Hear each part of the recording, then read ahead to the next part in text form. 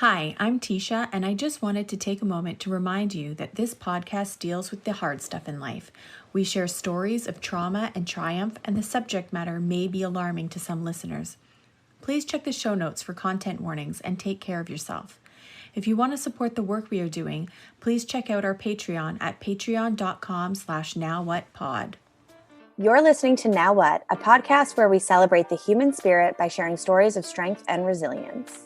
For those going through hard times or looking to get inspired to change their own life, we're your hosts, Jen and Tisha. Welcome to today's show. I'm Tisha, and on today's episode, we are going to actually be talking with my co-host, Jen, and she's going to be sharing some of her story today. Thank you, Jen, for being willing to share your story with us all. I know that it takes some courage to be vulnerable, so thanks.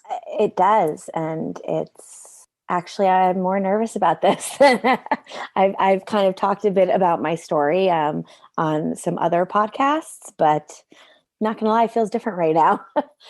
So if you follow me on social media or you've listened to any of the other podcasts that I have appeared on, my trauma is that my husband, Warren, was killed in a workplace accident while he was working in the film business. It was extremely sudden, and that's just it. I'm very cut and dried with it. That's what happened. And it's funny thinking about how I was going to have to talk about this and the things that I felt were important to share on this platform of ours. It brought me back, and I really remembered kind of the fog that I was in.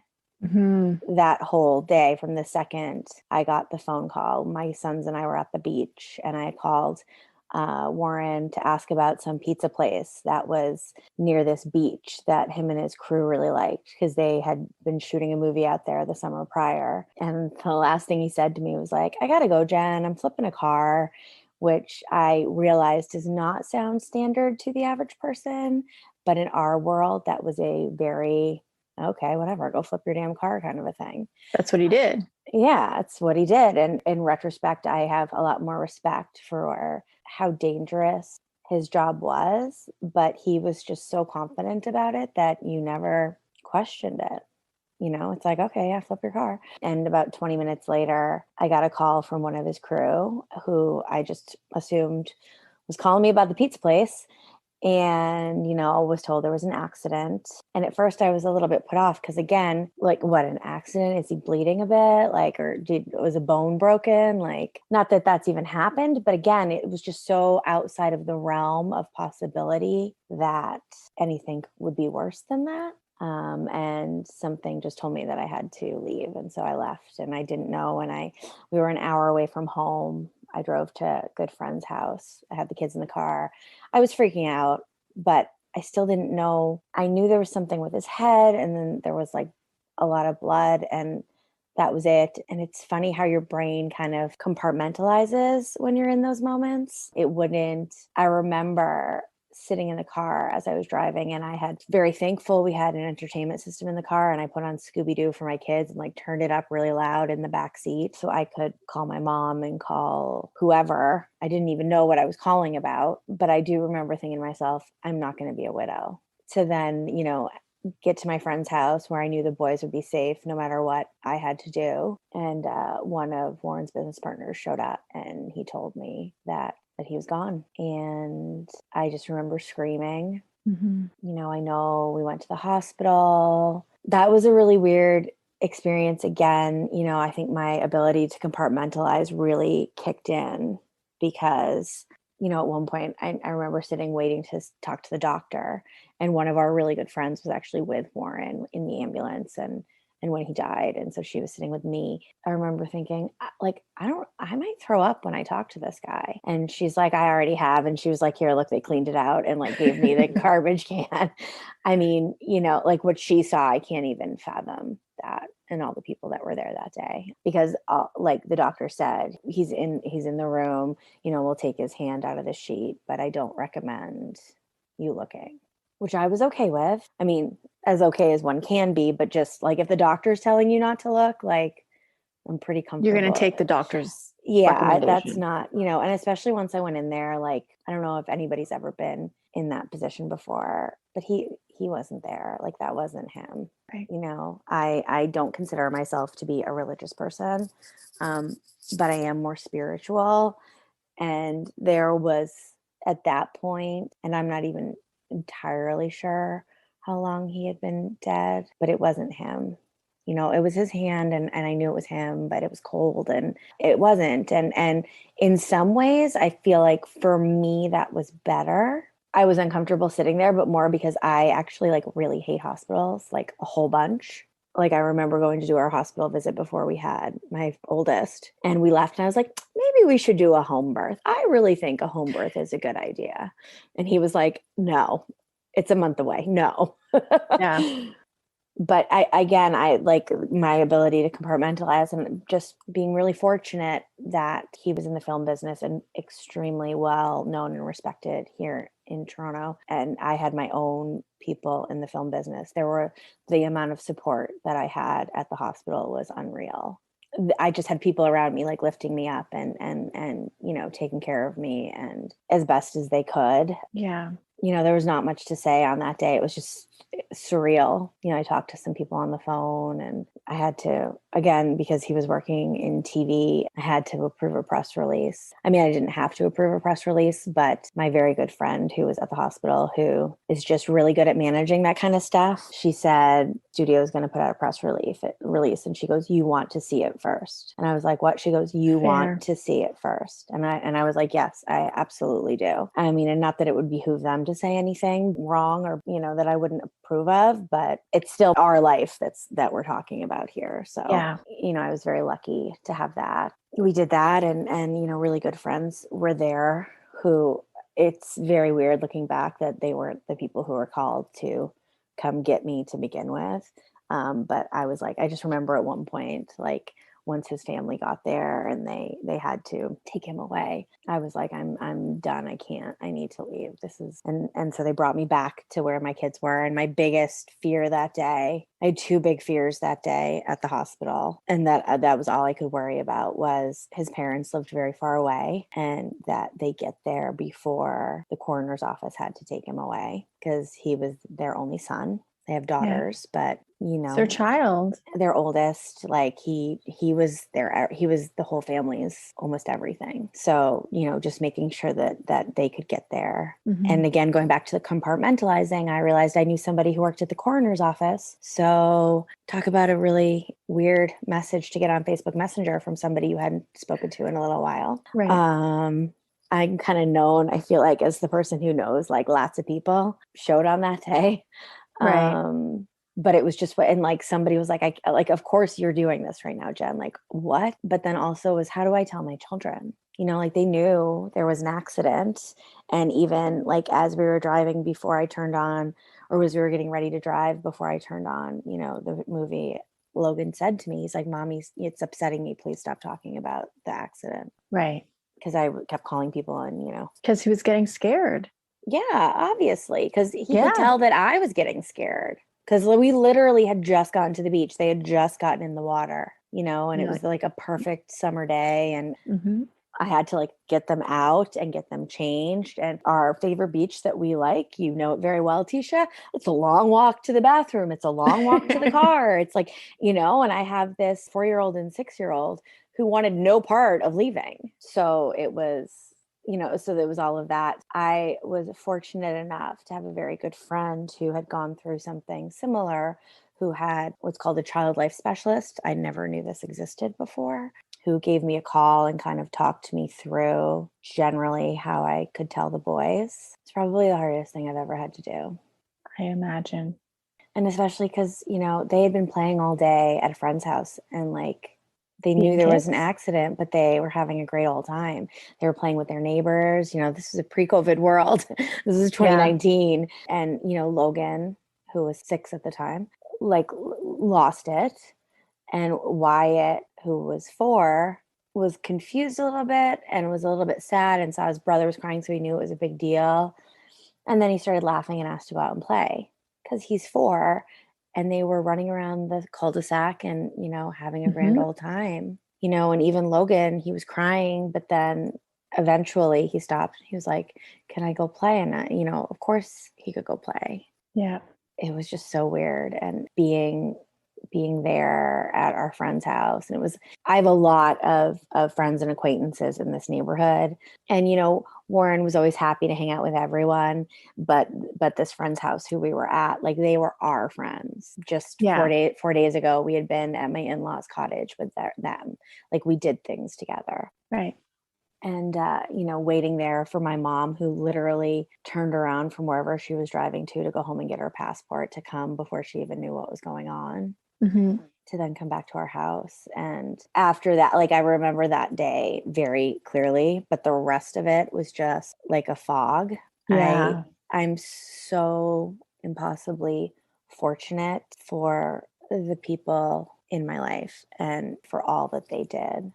My mother, how she just drove up here. My sister got on the first flight out of Boston to Toronto the next morning. Mm-hmm. Our other good friends, just like, they descended upon our house and just cleaned and folded laundry. And I got new appliances and, like, basically just did anything that they could, like, concretely, to make our life a little bit easier. And then, there was the conversation about funerals and memorials and things like that. And I just looked at my sister and I was like, I can't do this. And so literally her and a couple other friends went around and looked at funeral. Like, here's my sister. She left her 2 babies at home to come here for me, at painting trim in my house and hanging pictures and building gardens. Like, everybody in their life needs a Jill. Like, they just, People cope differently, right? They do. And that, but, like, a lot of that is just her anyway. Like, if you talk to her, she's just always doing something around her house. Right. So, and I'm sure because I'm not always doing something around my house, there have been times that she's come here that she's wanted to do all that stuff. So an element of it was to make things, like, nicer, better, whatever for me, but also, like, oh, I've been wanting to do that. Yeah. But I definitely remember thinking, because obviously I knew you and I spoke to you that day, and I saw I was there that day. And other than sort of the obvious sort of first thoughts, like, one of the first things I was thinking about was, like, oh my gosh, her family's so far away. And, compared to the whole world, there certainly is further away they could be, but they were far away. Yeah. And they couldn't just be here in an hour. And his family was far away. So, it really was beautiful to see how many people came forward. Yeah. Yeah. And came out to help you. And, like, the way that the friendships that you develop, those people were able to be there for you. Yeah. Well, and even I live out in this little cul-de-sac, and that night when we got home because it was all over the news. Yeah. For about a week, in various parts of the world, it was mentioned on the news. But all of my neighbors were on the neighbor's house across the street when we got home. And, like, I remember I didn't even turn around, and, like, my mother's car was unloaded and my car was unloaded because we had all our stuff from the beach. And it was just, I was like, I remember saying to my mom, I need pull up. And a neighbor was like, okay, I'm going to go get some. I'm going to Shoppers right now. What else do you need? And it was just like, because I'm that person as a mom, but just in general, like, I'm just that person. You're a doer. And it's like, I've got this. Like, what do you need? Someone's hosting a dinner. I walk in and I'm like, what can I do? How can I help? Like, you tell me. Like, let me take this. In retrospect, it's just very interesting. I didn't really have a choice as to whether or not I was going to let people. I guess I did. I could have said, no, I don't want the help, but I don't think I couldn't even do that. I couldn't even do that. It was more like, yes, please help me. It was just like, yeah, I guess I need them. So not even, yes, please help me. It was like, okay. Like, it was, and I'm not really that kind of a person. No, like, I have strong opinions about things in general. You describe being in a fog, right? And so I imagine there's a certain amount of kind of numb. Yeah. It was just so weird. And again, there's a whole thing with him having been in the film business of I have known people who have died untimely, like, not like tragically or traumatically, whatever, in the business here in Toronto. And there's always a big memorial. And he was beloved, very well known. his father was a well-known person in the business too. So there was that whole piece, which I knew I wouldn't necessarily have to like organize or anything. Like it'd be the film family does that. We just decided, it happened on a Thursday, that, let's just get this all done next weekend. And I think everybody was kind of blown away with how quickly everything came together. But I literally had a team of people doing it all for me. Mm-hmm. I asked an Oscar nominated wardrobe designer to shop for me and the boys. They agreed. And they agreed. And like, I recognize that is not a normal thing.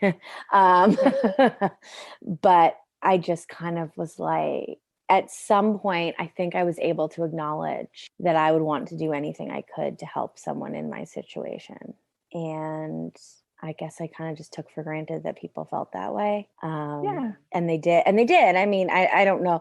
I don't know how you would say no to somebody in that situation either. But even now, like, I don't think they would have anyway. And Yeah. I think they wanted to anyway. Not that they even wanted to say no. I think they wanted to help. They wanted to do, they wanted a job. Yeah. And people want to help. And in those situations, and I think I've heard you talk about this before, but like people want to help and they often don't know what to do. So if you can ask, people will do it. The difficulty lies in sometimes even recognizing what you need yourself, I think.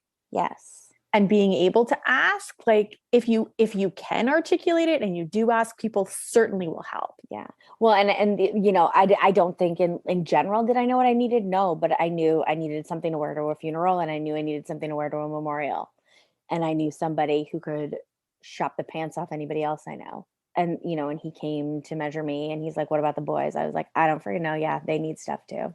Yeah. Because all I could think of was the only thing that they had that was like, nice enough, was something that we got family pictures taken in Turks and Caicos 9 months earlier. And I was like, I will be damned if they are wearing those outfits to their father's funeral. Right. Which I guess it doesn't matter, but I don't know. I was, even when I was trying stuff on, I remember thinking, I'm just going to burn these clothes anyway. Like, what are you going to do? Hold on to them and then think about it? I actually didn't. And the one dress one of the dresses that I wore to the funeral, my mother goes, "I know you want to burn this, but it looks really nice on you." Yeah. I do still have it. But I don't know that I will ever wear it again, but it's one of those things that, anyway. Mm-hmm. But so, and then when all that was done, like I was in a fog and kind of numb, but I was able to kind of like hold it together. And then after that was really hard. There was less purpose. You're told, especially with kids, to maintain a routine. Well, the beauty of our summers and me primarily being a stay-at-home mom is that we didn't have a routine. That's what we loved about the summer. Right. And I didn't want to do anything. My mom stayed with us. She basically wouldn't let me drive anywhere. I think she had all of your numbers, and she would just be like, text somebody, can either come sit with Jen, or, can you take Jen to this? And not that there were many places I needed to go. But 4 days after the memorial was our wedding anniversary, which again, I was numb, but some of my girlfriends took me to a rage room, because the one thing that was really sitting with me through all of it was anger, just a lot of anger. There's most people are familiar with the 12 stages of grief, or maybe it's not 12. I don't even remember what it is, 7 stages of grief. I don't even know, to be honest. I did know, and I can't even remember it right now. But they're not like, we will look it up and we will link it. We'll link it in the show notes. But you can't and I never thought that it was a check the mark off thing, because it's not. It's a very it's a wavy cyclical line. There's no, okay, I got anger done. Like, let's move on to, betrayal or whatever they are. But I was in a really angry place. And I just even remember, saying, because people, you walk up to someone at like a memorial like that, and they would look at me, and I kind of felt the compulsion to make them feel better, not because I felt better, but because it was really, part of me, but fucked up. Mm-hmm.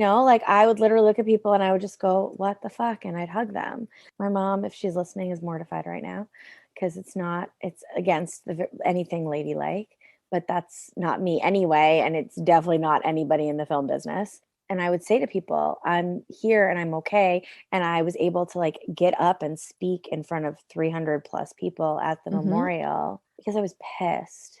And that stayed with me for a while, which is why we did the rage room, which is really weird, but pretty awesome all at the same time. I kind of wish they were open in COVID. I'm not going to lie. It'd probably be pretty popular. Yeah, there was that. And there was just so much anger. I remember Wyatt, my youngest, I don't know if he was even putting clothes away or just like opening drawers in his dresser, and it tipped over on top of him. And we got it up, but then the drawers were stuck. And all I could remember is like I asked so many times for him to just anchor it to the wall. It had not been anchored like while Logan was in that room, but like Wyatt was our wild one. And if anything was going to happen, it was going to be with him. And it did. And, I couldn't get the drawers back in, and it was a whole thing. And I started slamming the drawers to get them back in. And then I just started slamming the dresser into the wall, and I kept slamming it. And there's dents in the wall still. And I just, my mom was like, she didn't try to stop me, which I have to imagine was very hard for her to not, she just, made sure the boys stayed away. And she was like, Mommy's okay. She's just, upset. You've got to do something with that energy. It has to move out of your body. Like I now understand that more concretely. But at the time it was just rage, and I went to talk to my doctor like right away. And I started looking for a therapist right away because I knew even before the dresser slamming, of it all, because I mean, it's such a completely messed up thing. How in God's name can I process this and parent my children and do like, I don't even know, so it was, for me, it was no question that that's something we would do.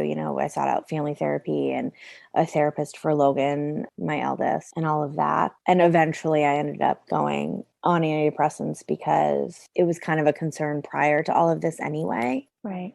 But then like, I don't even think this was even before I really connected and was regularly talking to my therapist. But the day before school started, we were at a friend's. It was the first social thing I had gone to all summer. I really didn't want to be around a lot of people. Even the night we went to the rage room, it was me and 3 other friends, one who happened to be staying at my house from out of town. And even I remember one of the girls saying, people are waiting if you want to just be with anyone. And I was just like, no, I don't want to be around people. I don't want that pitying look. I couldn't stand that because I don't care if you feel bad. Like, I'm not going to make you feel better. And these are my friends and they love me and that's fine. But you needed to deal with your stuff, not other people's feelings. Exactly. And I never questioned that like my good friends would make me feel that way. Right. But I just was like, I just couldn't, there's something about doing that I just couldn't do. But we went to this pool party because, they were good friends and the boys needed it. They needed a little bit of normalcy, and it's Labor Day. Why not? Well, wouldn't you know, we're not even there an hour. And Wyatt bumps his head on the edge of the pool, which is brick and rough, and it punctures his little forehead. And I couldn't handle it. Like at all. Yeah. What about it? Like, how could you I would always call Warren in those moments. And not that I couldn't do it, but, or he would have been there. Right. Okay. And I did the physical parenting alone most of the time anyway, because of his work schedule, but he was always a call away. And if it was something emergent, he left. That didn't happen often, but if it was, he just left, or he would be there. And like with like the boo-boos or the cuts or the blood or any of that, not something I like. I mean, who likes it, but not something that I do well with. But he was better with that. He was better with that. I have a video that he sent the boys before that, about how to get a splinter out, because I have no patience. I just want to get it done. And he just had it this like really, he could be like, I don't know, like cracking your finger or your shoulder back in. And he would just be like really calm and cool about it. Right. And that wasn't me anyway. And then I think like, that he hit his head. And because it was a blow to the head for Warren, even though I knew it wasn't that serious. And then the idea of like, I don't like, what am I supposed to do? Am I supposed to go to the hospital? Am I supposed to, I remember cutting my finger once and like with a knife when I was chopping jalapenos, and my girlfriend was with me and we were useless. We were like, oh, I don't know what to do. Like, I don't know. That looks pretty serious. So we go to emerge and Warren met us there. And he's like, yeah, no, you got to go home. You're not waiting here for this. Like he just was always the voice of reason in those moments. Right. And he wasn't there. And then all of a sudden we were at the hospital, and it wasn't the same hospital, but like I was sitting there in triage and I was like, I can't do this. And it was Labor Day.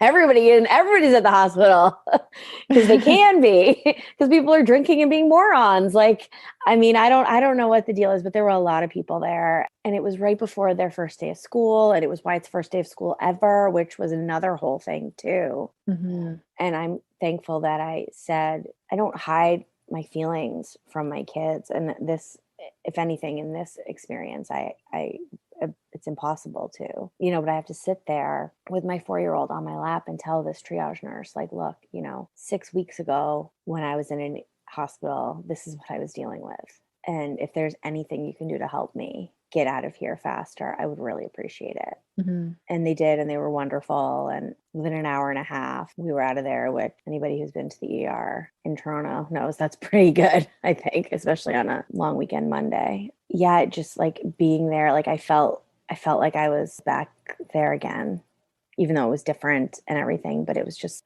Similar enough. That, yeah. And for somebody who doesn't really like want to be anywhere near a hospital on a good day, Mm-hmm. And shortly after that, first day of school, and then it was what would have been his 45th birthday. Yeah. And again, very fortunate for the people that I have, because they kind of threw together kind of like a party of sorts with just like, it was a very random grouping of friends, but people that were really important to him. And then also some that were important to me. But I didn't really have to do much for that. They kind of did everything. And it was weird.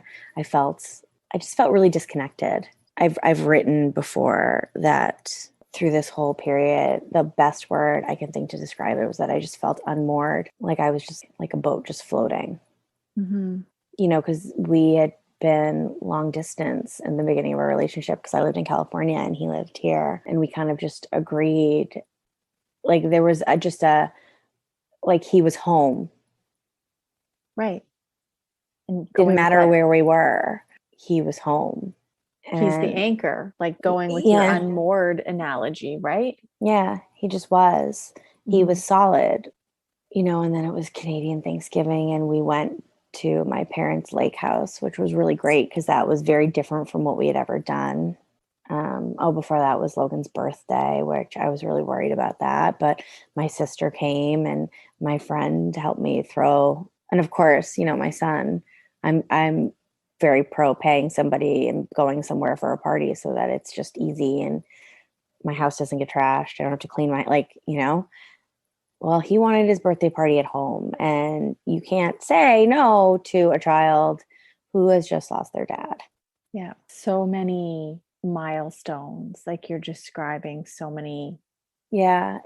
They just, and we got through them. And again, my sister and my brother-in-law and their 2 girls, they came up for it. My mom this whole time was with us too. Like she had left when they came, but she stayed with us and came back. And, we drove down to New Hampshire for Canadian Thanksgiving, which was weird as 2 little Canadians, 1 permanent resident, forcing Thanksgiving on to a bunch of Americans who had never done it before. Like I had to remind my mom that we needed a turkey. And she was like, oh, right. I'm like, it's Thanksgiving, Mom. And then shortly after that, like after that trip, she came back up here with us. I don't think I was ever up, but I really took a dive.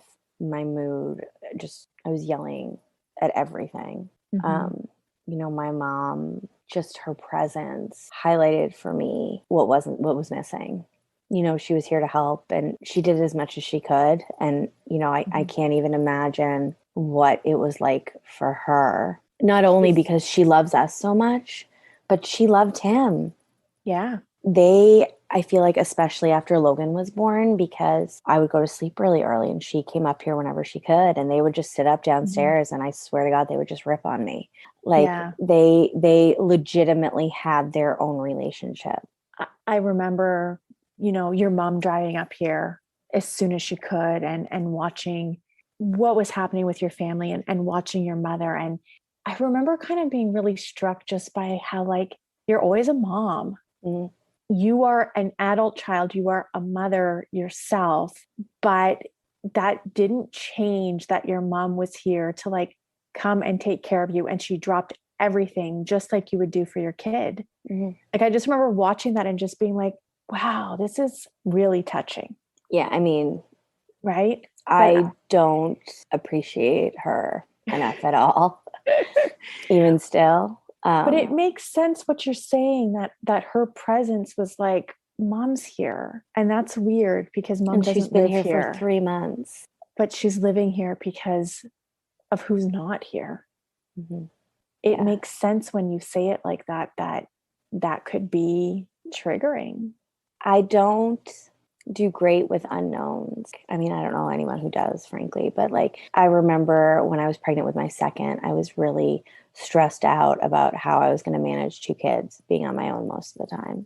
And that was another time that we had a lot of support and we were with a lot of people, and there was just stuff going on where I ended up being with my family a lot. And so it was it was like, 2 months in before we were alone really for any period of time for me to figure it out. Mhm. And I just kept getting more and more anxious about what that was going to look like. It got to that point too. Like it was like, I don't know that I felt like I could handle things on my own, but I also knew that I had to figure it out. Right. And as long as she was here cleaning up after me and trying to, like, manage the boys and all of that, I couldn't. And so I completely lost it on her one day.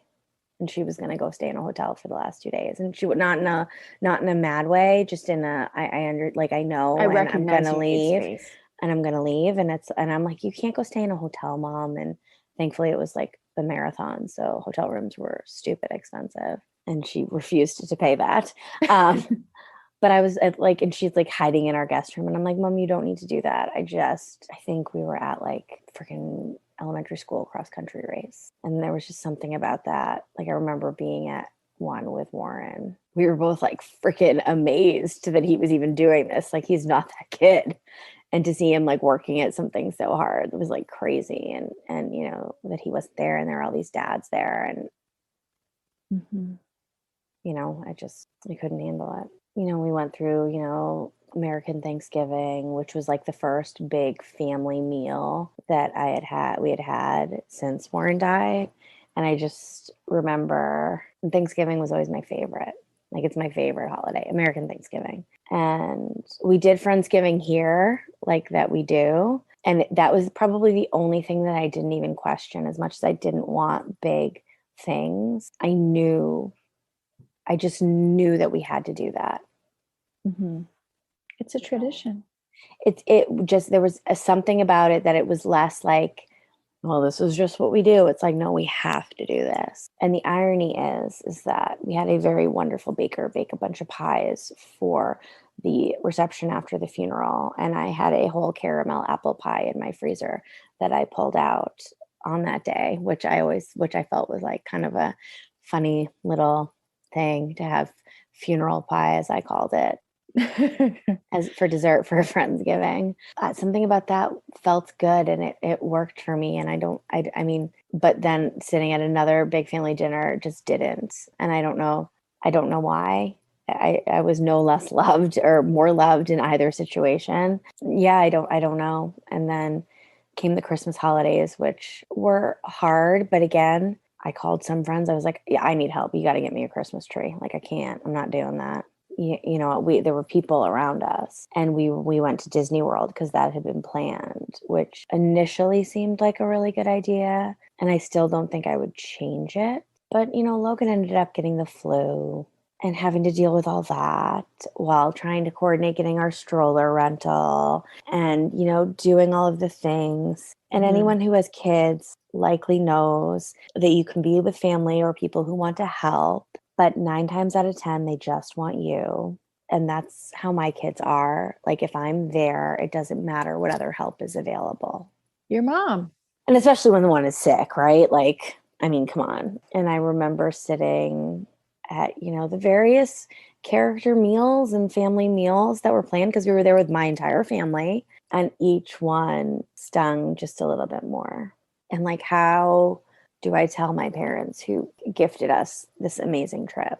And he was like, it was planned before Warren died. So he was going to be there and he was looking forward to it, taking the boys to Star Wars land and building droids and doing all of these things. And then on Christmas Day was like just a stressful day anyway. Like, I mean, Disney World is a bit busy freaking place, but it wasn't that bad in the days leading up to it. But Christmas Eve and Christmas Day were like packed. Mm-hmm. And I don't love crowds. And I was tired of pushing a freaking double stroller. And like my dad was pushing it at one point and was like that man should not be allowed to drive a double stroller because he is prone to road rage anyway. So, it was borderline stroller rage. I was like, my kids are in that fucking thing. Like, what are you doing? Take it easy. I mean, I felt where he was coming from, but I'm like, you can't do that. And I lost it at dinner and we ended up like leaving. And the kids were like, what is going on? Because they weren't behaving well. And we all have different thresholds for what's good behavior and what's bad behavior. Mm-hmm. And my parents, in trying to be helpful, were doing what they felt was appropriate or right. And I disagreed. But because of where I was mentally, I disagreed very loudly. Right. Because there's all this underlying stuff that people don't see. Well, right? and think about it. For the most part, we all love our families, but you've chosen to create a family with someone else. And so that when you're in those family situations, you like have that person to like roll your eyes at if you don't agree with something or, Right. And I mean, like I'm close with my siblings, but it's just not the same, It's not your spouse. and like, or, like your person who you can look at and they can just know like, hey, I'm going to go take the kids to the bathroom, or why don't we go on this ride and you just sit here for a little while? Like that was not, and again, my family is amazing and they do everything that they can. They do. It's not a reflection in any way on them. It's just what it is. And then I feel like just as I was coming up for air, or at least starting to feel a semblance of normalcy, we had a babysitter that the boys loved. I spent 2 nights away from them for the first time since, like, I wasn't apart from them other than like an odd dinner here and there for like 9 months, which is not typically like my style. Like, me, I'm pro break. Like Warren would take the kids to the cottage and I would be like happy to send them. Yes. Literally 2 weeks before the world shut down for COVID, I had actually, from when we're recording this, I was at the Hotel X last year in a much needed break. And then the world shut down. And I know that was traumatic for most people and it was scary for us, but I think we needed it. I think we, as a family of 3, did a lot. I'm hesitant to use the word healing when you talk about grief because it's something you just learn to live with. It's not, it doesn't go away. And to me, healing implies that you're getting better. There's something wrong with you and you're getting better. Right. And I don't think that applies. What might be a better word? Like I have a couple of words that are coming to mind, but I wonder for you. I don't know. I mean, I guess you could say healing, but the healing is like this kind of scar almost. Right. Like it's not some like perfectly stitched up, wound. It's a wound that kind of will always be there. Mm-hmm. And it's how you learn to live with it. But that time of just the 3 of us, it was time that we didn't really get the summer before. Like, yes, we had 6 weeks between, when he died in school. But again, I was in this fog where like, I was just doing the things, you've talked about, in your story, how you really just wanted to protect your kids. Mm-hmm. And I did too, but in a very different way. Like I didn't protect them from the ugliness, but I wanted to make sure, like, my primary goal was making sure that they were okay, whatever that means, but at least okay enough to like continue to be kids. Right. So, going to the therapy appointments, finding the therapist, making sure they saw their friends when they wanted to, providing them whatever kind of semblance of a summer I could. So there was that all happening. And so when the world kind of closed, I mean, it was really hard. But in retrospect, they got along really well.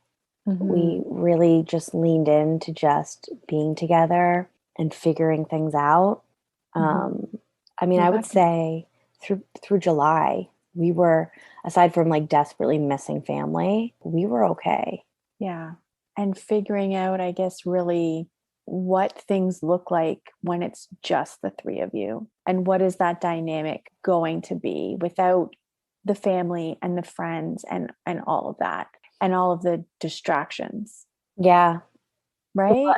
And yes. And but the irony, yes, definitely without all the family and the friends. But the irony is, in terms of our like Monday to Friday life, very little changed for us because he worked very long hours. Mm-hmm.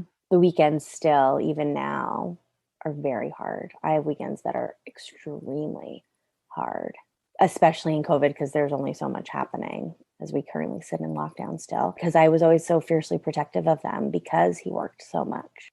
Mm-hmm. You know, and after a few particularly hard, long weekends in the summer, I made the call to kind of book some trips for us. And it was really weird because I would travel alone with them often, but it would usually be to see my family. So I would either get a break because I don't know, it's always stressful to like do the packing and get it going. And like, I love to do it, but there's always this like, oh, what did I forget? And you know, whatever. So that part was the same, but then it was like, okay, great. But I'm going to get there. And if I forgot anything, I have to bring them with me to go get it. I can't even send and is that a big deal? No, but it's just different and weird and kind of uncomfortable. And it's another layer to think about that you Yeah. didn't have to think about before. No. And, you know, one of the trips we took was out to Prince Edward County. And we loved it. And we, you know, had some patio drinks with someone who Warren and I both had worked with in film. And he lives out there now. And he's like, I was talking about, oh, we should come back next summer. He's like, oh, you should get a place on the lake. And I was like, I can't do that. And he's like, why not? I go, alone with 2 kids with direct access to water. I mean, I think you even offered me your cottage. And I was like, I did, yeah. I don't feel comfortable doing that. Mm-hmm. And I'm not, and you know me, like I'm not that person who doesn't feel comfortable doing things like that. No, you were, I mean, because of the nature of Warren's work, I used to always marvel at how much you did by yourself. Like, oh my gosh, she's going to go on a road trip for how long with just her kids? Wait, she's going on a plane alone with them? Like, who is this lady? Yep. Right? Like, you definitely were used to doing things on your own, but like you said, he was always a phone call away. Yeah. I always, right? Even before having to go through this, you know, when you're a mom and you've got, or you're in a partnership and your partner goes away or whatever, like the joke is, oh, I'm a single mom this week. And I always in those moments, I'm like, well, no, not really. Cause you still have someone you can call. Maybe they're not there to do the things, but you have that support that in theory, if like a marriage is broken up or something, you don't have that. And like, sometimes people will refer to me as a single mom and I'm like, no, I'm not. I'm like an only mom. I'm a solo mom. It's just me. And it's a whole. Right. And you feel like it's important to make that distinction. I do. Because there's like, when you're a single parent, I think, you know, when both parents are involved, presumably the kids go somewhere else, even if it's like once a week for a night or something, like, you know, depending, you know, I feel like in these days, most people have like pretty split custody of their kids. So they go somewhere else. Or, you know, if you're dealing with a tough parenting moment, you have someone else to talk to who is as invested in this child as you are. Right. Frankly, you don't have to deal with a child every night who asks about daddy. Hear someone say, you know, I forget what daddy sounds like. And I have my own grief, but like grief evolves and changes over time. And I've been told that I probably will have a lot more grieving to work through after the boys are older and out of the house, which makes sense because again, as real as I think I'm being with them, obviously, like, aside from when they did see me slam the dresser, you know, they don't really see the depth and breadth of my anger when it comes. But I just think that they have so much longer to have to live with it. And that breaks my heart. And, you know, there's no medication or therapy talking that's going to make that better. Mm-hmm. Like, on the anniversary of his accident, we were driving and we saw a car fire, or after a car fire. And I almost had to pull the car over. I was just like, no, no, no, no, no, no, no, not today, not today, not today. And Logan was like, what is wrong with this world? And like, it was just like, we all had our own, Wyatt said something too, and right now I can't even remember it. Like, we all had our own very visceral reactions to that. And it's in no way related to us, but it just speaks to the fact that we've been traumatized and it just doesn't go away. And you never know when those things are going to creep up. No. Right? When you're going to be driving and you're going to see something. And I think that's one of the things that makes it so difficult, is that it's not predictable. I mean, it's not just a cycle, as you said. No, or like some linear thing. Yeah. I can be driving sometimes, and sometimes it can be somewhere completely like innocuous, and other times it could be like driving along a road that we always drive on, or we would. It's very hard for me to drive by the hospital where Warren was. Thankfully, it's on the other side of town, and so it does not happen often. But I remember the first time I did, white knuckling my steering wheel, and just like my stomach dropped. Or just sometimes I'm driving, and like it's like I'm back in that day, driving my car and not knowing what I was driving back to. Yeah, because you were driving that day, so it makes sense that driving could, be a trigger. Yeah, and it doesn't happen as often anymore, but it did happen, and it would happen, and yeah, I don't know. What do you think that people don't understand about grief that you wish they did? They don't understand that we're all going to experience it. We're all dying. We're all dying. And we're all going to have someone close to us that we love, that will die. And I won't lie, there's like an evil little guy on my shoulder that when COVID hit, and there's all these articles about the trauma of your canceled plans and grieving this, I was like, haha, suckers. Now you get a little bit of like what we're going through. I still don't think it's the same, but no, it's not. And I think, and grief looks different for everybody too. Absolutely. Right? It's never going to be the same. It's never going to be the same. But I do think you're right that we kind of live our lives as though death is never going to touch us. And yet the reality of being human is that it will affect all of us. We are all going to lose somebody at some point that we love. And the fact that we don't know how to support people during these times just shows how really like death adverse we are. Yeah, like we're just so uncomfortable with the idea of death.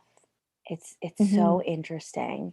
And I feel like something I want people to think about before they reach out to somebody who's experienced a loss. Are you reaching out to them for them?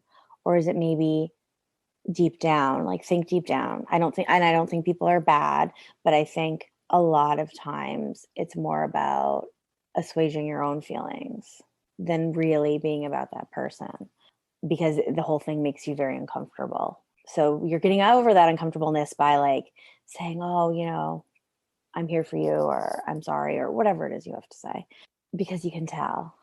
And again, I don't think it's a malicious thing. I wouldn't sit there and be like, oh, that person's a jerk. Like, it's not about that, but like, make sure when you're doing it, it's truly about that person. And if it's not, then that's okay.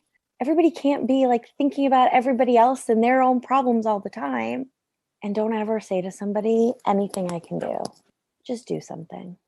Have food delivered. Drop off a gift card for Starbucks. Text somebody and say, I left coffee on your porch. One of the teachers from school did that a couple times, and that was pretty amazing, to be straight up. Hire a cleaning lady for someone. Go fold their laundry, because you want to know something? All that stuff that you do in your own home, you still have to do no matter what happens, right? You still got to fold laundry. Yeah. Because I don't think, other than when I said to Lewis, like, will you buy us clothes for this or help me get dressed for these ridiculous things that I have to do that I can't even believe I have to do. I don't know that I could really concretely ask anyone, tell somebody what I needed. It's hard to ask for help. And it's hard to look at your life and pinpoint like a specific thing you could delegate. Yep. Right? Like all of a sudden you're just, I'm using the laundry as an example, but like I imagine that all of a sudden one day you're like, crap, I'm drowning in laundry. Well, I was, because you came and helped me fold laundry one night. I did actually, because you told me you were drowning in laundry, and I was like, oh, that's something I can help with. Mm-hmm. But if you're not having those conversations with people, sometimes they don't know what to do. And I don't think you maybe don't see it coming until it's now a problem. Well, yeah. And again, it's like,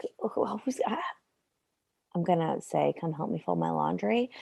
I mean, I'm bad. I admit that prior to all of this, I was very bad at asking for help anyway. But even still, like, it'd have to be really bad for me to ask for help with that. In the grief and widow community that is out there, most people say year 2 is harder than year 1. And you're in year 2 now. Yeah, I don't, it's hard. I feel like this is not like standard because of the COVID of it all. Yeah. So it's hard to say. I mean, Christmas was definitely harder, but it was also the first Christmas in my entire life that I was not with my family. Right. Right. So that probably compounds it. And like the last year was the first year we weren't at their home. And this year, but we were all together anyway. And then this year was the first year that it was just us. And again, I'm so fortunate that even though I live far away, that we have like support here and people here, and we, had people to be with and all of that. Mm-hmm. But grief doesn't go away. And when you show up to support somebody, they're never going to stop needing some sort of support. And if they're people that you love, and it doesn't mean like checking in on them all the time and like dropping food all the time, but it can be as simple. And somebody did this to us like last year at the beginning, like during the pandemic. An acquaintance friend from the neighborhood, she was like, I have like way too much lasagna for my family tonight. Can I drop some off for you guys? She made my day. She made my freaking day. Yeah. I mean, I frankly think that's something we should just do as moms for one another anyway. Like if you really get down to think about it. Yeah. We could all use that. We could all use that sometimes, I think.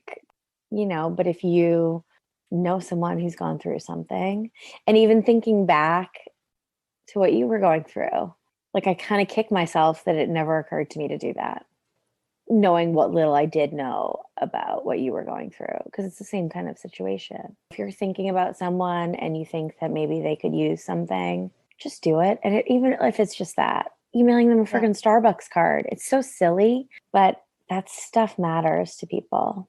Mm-hmm. I really like what you've said there. Like if you're thinking that maybe somebody could use some support, just go for it. Who's ever going to turn it away? I mean, even if you don't need the support, who's going to say no to a coffee being delivered on their doorstep just to say, I'm thinking of you, right? Yeah. That people haven't forgotten what you're going through. And it's a fine line. Like there's an element of not wanting it to be like in the forefront and reminded of it, and bringing it up. But then it's like also wanting it to be acknowledged, You're going to get it wrong. I get it wrong. When I'm in it, in like a grief wave and it's bad, I'm not a nice person. I take everything personally. You think about like the way you question yourself as a mother anyway. I mean, I can't tell you how many times I think my kids would be better off without me. Like that if he was here and I wasn't. And I do take it out on them, but sometimes you just take it out on the people that are closest to you too. Yeah. I mean, the people who are near you are going to feel that, right? And, acknowledge that someone who's grieving, depending on where they are in a day, might take your best intentions badly. And it's not because they don't love or appreciate you. It's not really about you. Because any advice or support we give someone is informed by our own experiences. Right. And the hard thing about that is that sometimes highlights how different mine is. And that's really hard. Mm-hmm. And I've definitely lashed out. Like at people who were well-intentioned and said something that just didn't sit right. Mm-hmm. And maybe people who like I felt like really safe with. And then that just like blew it up for me. If that makes sense. Like safe and just like showing all of the things. And then it makes you feel like you're not being seen or like heard. I know that's a big thing for you. And I've heard you say that so many times. I'm wondering if you might expand on that idea of wanting to be seen. I guess just like seen in your grief and in your pain and in how impossible your situation feels on any given day. Mm-hmm. To not try to make it better, to not offer advice that's maybe not asked for. Because again, it's going to be informed by your experience, which I know a handful of people that have experiences similar to mine, but the people I interact with the day to day do not. Right. And people by nature sort of, they want to try to fix and they want to try to help. And they think maybe if they have this tidbit of information that it could be somehow useful for you. Mm-hmm. Moms especially want to fix. We're moms. And people don't know what to say. No.